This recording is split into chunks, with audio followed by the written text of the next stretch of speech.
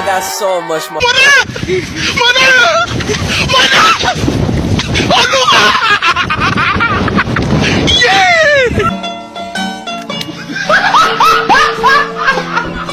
Are you ready, kids? Aye, aye, Captain! I can't hear you. Aye, aye, Captain! Oh!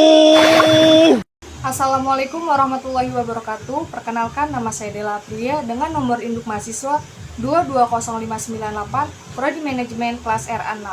Dalam video ini saya akan menjelaskan atau meringkas dan memberi kesimpulan dalam mata kuliah pengantar aplikasi komputer.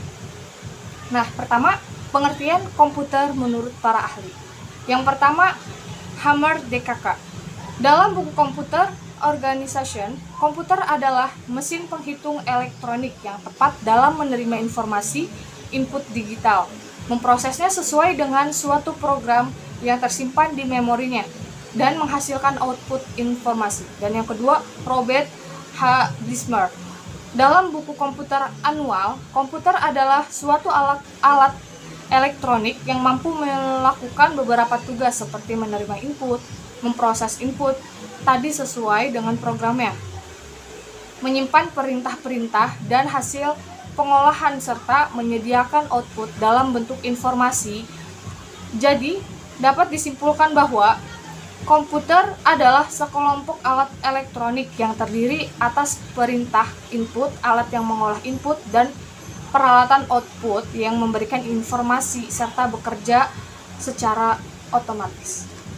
Selanjutnya, manfaat komputer dalam berbagai bidang. Yang pertama, bidang kesehatan, bidang transportasi, bidang industri perfilman, bidang pendidikan, dan bidang jasa percetakan.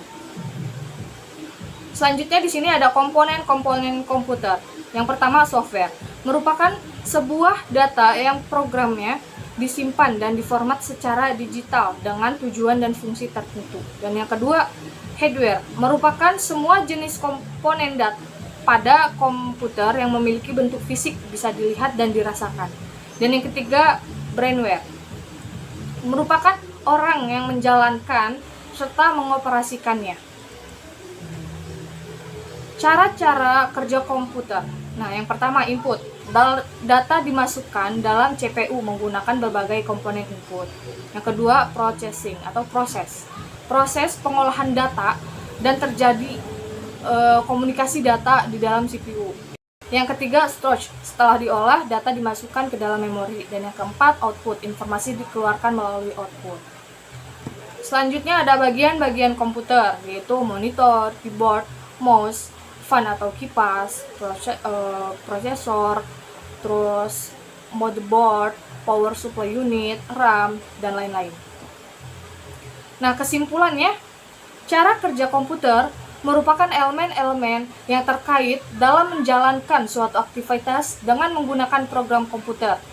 Dalam proses kerja komputer, terdapat 4 pokok utama yang saling berkaitan, yaitu melalui proses input, processing, storage, and output. Dalam komputer juga terdapat komponen-komponen penting, diantaranya monitor, keyboard, prosesor, mouse, RAM, motherboard, hard disk, SSD, VGA, sound card, power supply, dan fan. Selanjutnya yaitu operating system komputer.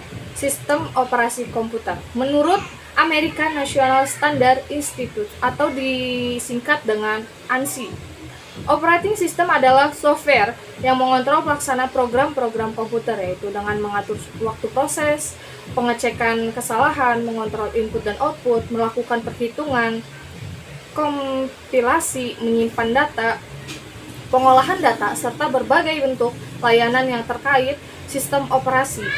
Juga berfungsi sebagai perhitungan antara lapisan hardware dan lapisan software. Selanjutnya ada fungsi sistem operasi, terbagi menjadi 3, yaitu pertama, membuat komputer menjadi lebih mudah dan menarik serta nyaman digunakan. Yang kedua, disusun atau diprogram untuk sedemikian rupa, memungkinkan menerima perubahan pengembangan baru yang efektif dan efisien.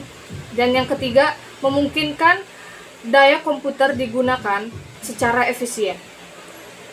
Selanjutnya yaitu fungsi sistem operasi terdapat 3 bagian, yaitu mediator, wadah, dan penerjemah. Dan fungsi umum sistem operasi yaitu resource manager, interface atau tatap muka, koordinator, guardian, gatekeeper, optimizer, akuntan, server. Dan bagian-bagian sistem operasi komputer terbagi menjadi 5, yaitu pertama mekanisme boot, kernel, command interpreter atau shell, pustaka-pustaka, dan terakhir driver. Selanjutnya jenis-jenis sistem operasi. Yang pertama Windows. Sistem operasi yang dikembangkan oleh Microsoft Corporation yang menggunakan antarmuka dengan berbasis GUI atau Graphical User Interface atau tampilan antarmuka bergrafis. Yang kedua, Linux. Linux adalah suatu sistem operasi yang bersifat multi-user dan multitasking yang dapat berjalan di berbagai platform, termasuk prosesor Intel 386 dan yang lebih tinggi. Yang ketiga ada macOS. macOS adalah singkatan dari kata Macintosh dan Macintosh operating system. Dan yang keempat Google Chrome OS. Google Chrome OS adalah sistem operasi sumber yang terbuka dirancang oleh Google untuk bekerja secara eksklusif dengan aplikasi web. Selanjutnya yaitu pengenalan Microsoft Office 2007. Microsoft Office Word 2007 merupakan program aplikasi pengolahan kata Word Processor yang biasa digunakan untuk membuat laporan, dokumen berbentuk surat, brosur, tabel, dan masih banyak lagi dokumen-dokumen lain yang biasa dibuat dengan menggunakan Microsoft Office Word. Berbeda dengan versi sebelumnya seperti Word 2000 atau XP dan 2003. Word 2007 tidak lagi menyediakan menu bar dengan pull down-nya beserta toolbar seperti formatting, standar, dan drawing, tetapi terdiri dari beberapa tab yang terdiri dari beberapa grup yang masing-masing grup tersebut beberapa perintah singkat atau icon.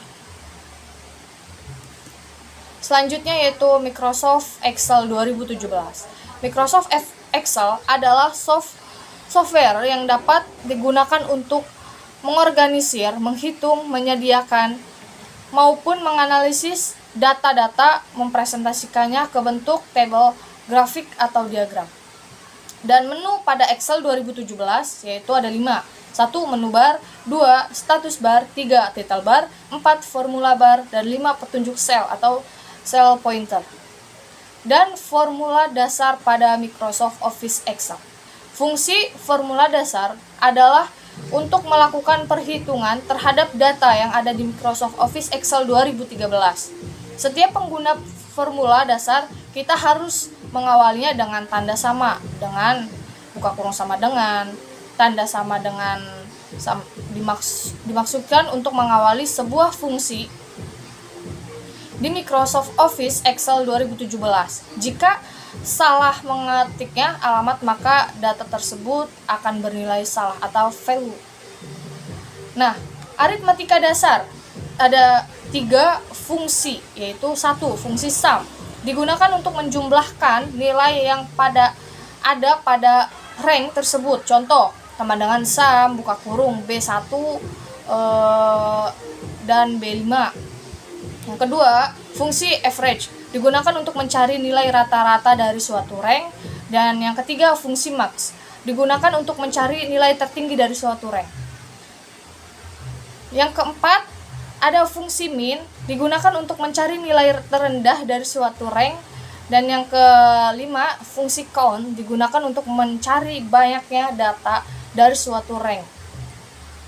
Nah, fungsi matematika dan geometri ada banyak di sini. Yang pertama Arabic, base, scaling match, combine, cost, code, KSG, digress, event, fudge, floor, floor match, GCD, ENT, LCM, LOG, power, mood, sex, scene, SQRT, dan TAN.